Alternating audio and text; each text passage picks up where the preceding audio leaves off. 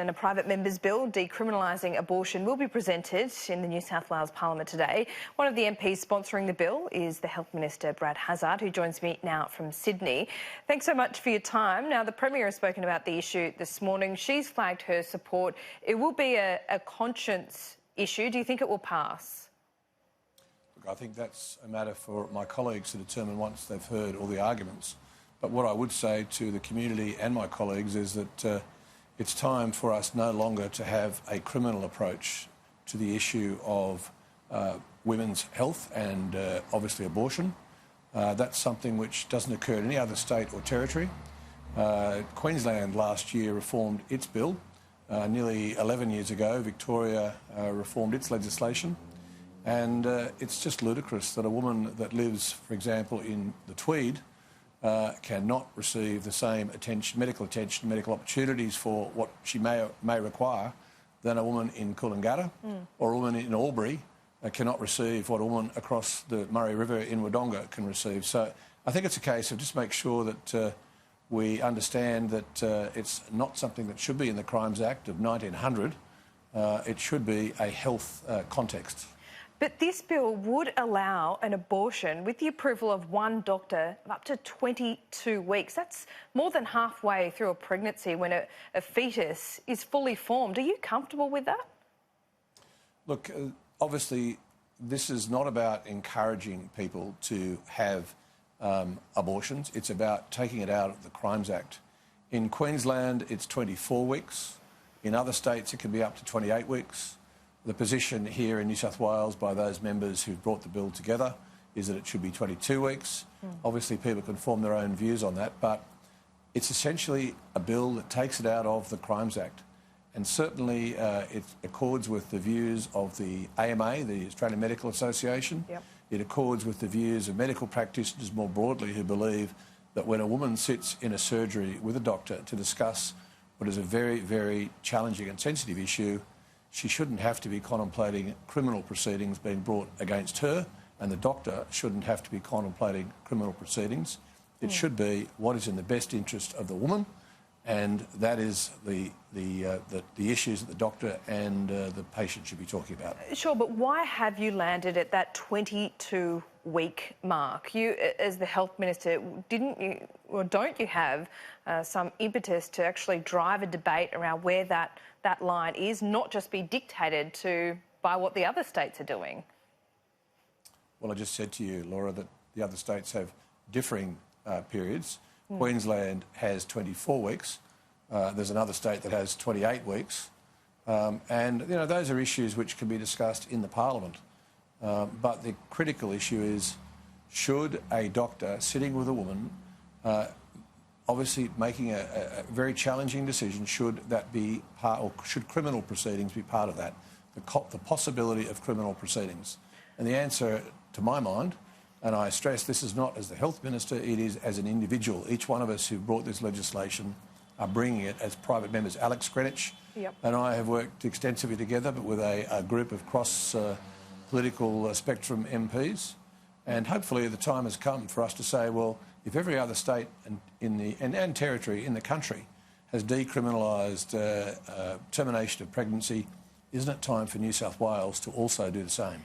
Who is having such late-term abortions? How common are they at 22 weeks? Who is? I missed that, sorry. In what circumstances are women having late-term abortions at 22 weeks?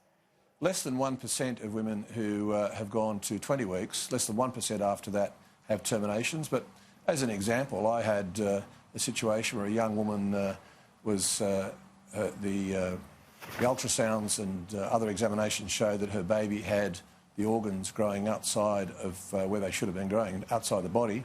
And that young woman, like many would say, well, I don't want to have a termination. And she went for about 12 weeks when it was diagnosed, through to more than 20 weeks, and then, of course, had to have the termination. So there are terminations that occur in those circumstances, but what this legislation says is after 22 weeks, you will, and in fact, in this regard, it's actually far stricter than the current legislation. What it says is after 22 weeks, you have to consult with 2 doctors, and they have to look at a range of factors to determine whether or not it's appropriate to have the termination of pregnancy. In the first 22 weeks, though, it is up to the doctor and the patient or the woman to determine whether or not that is something that's appropriate. Well, the legislation does, though, Minister, allow for a social provision in there before 22 weeks. In what circumstances would there be... What would constitute a social reason for determining a pregnancy in that case, though? Well, those are matters that we'll leave to the doctors to determine with the patient. But, no, but this is going through Parliament. This is something that all members are going to have to consider today.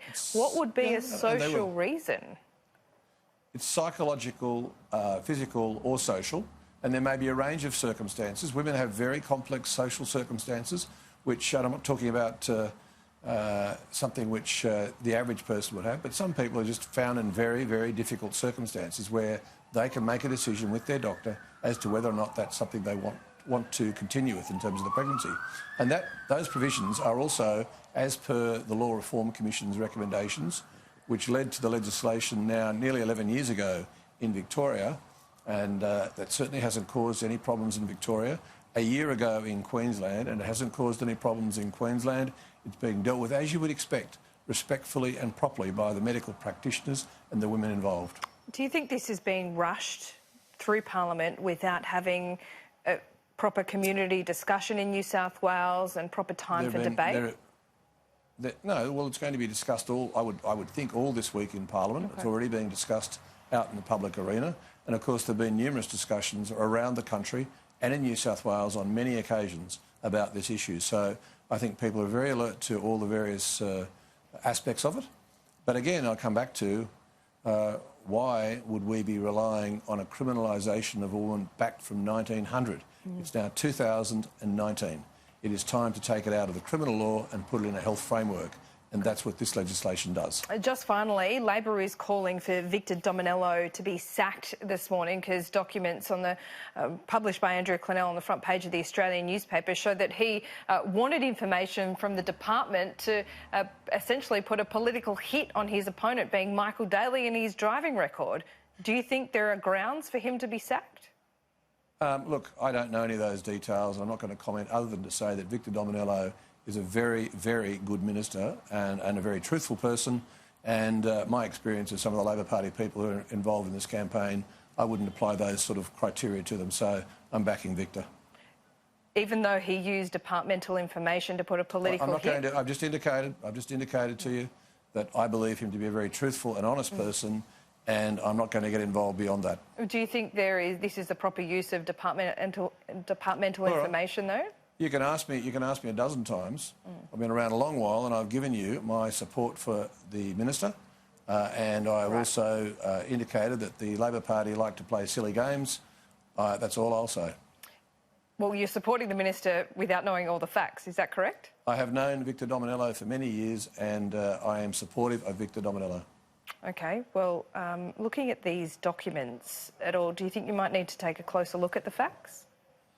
Well, that's a matter for Victor Dominello and for the appropriate authorities, but I'm not commenting any further on that. Okay. I'm here to talk about the abortion bill. All right. And that's what I'll talk about. So perhaps an investigation is needed here then? As I said, I'm not commenting any further on that issue. Clear. Minister, thank you for your time. Thanks very much, Laura. Thank you.